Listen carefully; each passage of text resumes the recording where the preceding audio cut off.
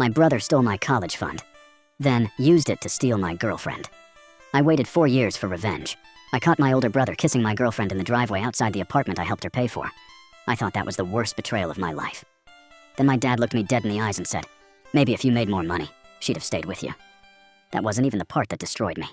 When I turned 18, my grandparents proudly told me they'd saved almost $120,000 for my college. No one in my family had ever gone, so I honestly believed my life was finally about to change. The next morning I went to the bank. Balance, $73.18. I thought there had been some mistake.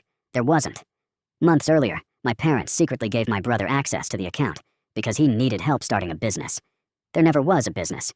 He bought a lifted truck, a Rolex, designer clothes, and spent every weekend posting fake success videos online while pretending to be some self-made entrepreneur. When I confronted my parents, my mom slapped me across the face and said, "He's the oldest. He deserves it more than you." Then my dad shrugged and said something I'll never forget. "You'll survive without college. He actually has potential." I packed my things and left that same week. I worked 2 jobs, took out massive student loans, skipped meals to save money, and even slept in my car a few nights because I couldn't afford rent. Meanwhile, my brother never stopped rubbing it in.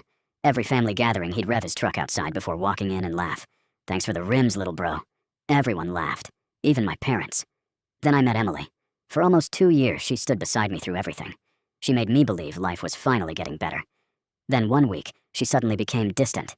She stopped answering texts, stopped saying she loved me. A few days later, she dumped me, saying I cared more about work than her. I believed her. 3 days later, my cousin accidentally posted photos from a family barbecue. There she was, holding my brother's hand, sitting beside my parents, wearing the necklace I'd spent 6 months saving to buy her. I later found out he'd been taking her on vacations, buying designer bags, paying her rent, and taking her to expensive restaurants, with my stolen college fund. He literally used my future to buy my girlfriend. When I confronted my family, my mom actually smiled and said, "Emily upgraded." My brother wrapped his arm around her, looked me in the eyes, and said, "Thanks for paying for our relationship." Nobody defended me. Not one person. That day, I stopped being angry. I started planning. For 4 years, I disappeared. I skipped holidays, ignored phone calls, and acted like I'd finally moved on. Instead, every extra paycheck went toward attorneys, forensic accountants, and gathering evidence. Eventually, we uncovered something my parents never expected. My grandparents had legally placed that money in my name years before they died. My parents had absolutely no right to give it away. What they did wasn't just cruel, it was illegal. Then my brother announced he was marrying Emily. My parents paid for almost the entire wedding. Over 300 guests showed up. Family, friends, co-workers. Everyone who believed I was just the bitter younger brother. The ceremony finished. They kissed. Everyone applauded. Then, just as the reception began, 3 people walked through the ballroom doors. A process server, 2 investigators, 1 envelope for my brother, 1 for my mom, 1 for my dad. The music stopped. Inside were lawsuits, bank records, transfers, receipts, and 4 years of evidence. Guests started whispering, then pointing, then filming. My brother screamed that I was ruining his wedding.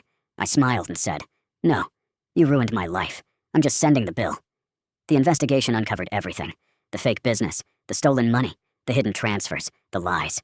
He had to sell the truck, the Rolex, his investments, even refinance his house. My parents nearly lost theirs. Emily left him before the case was even over.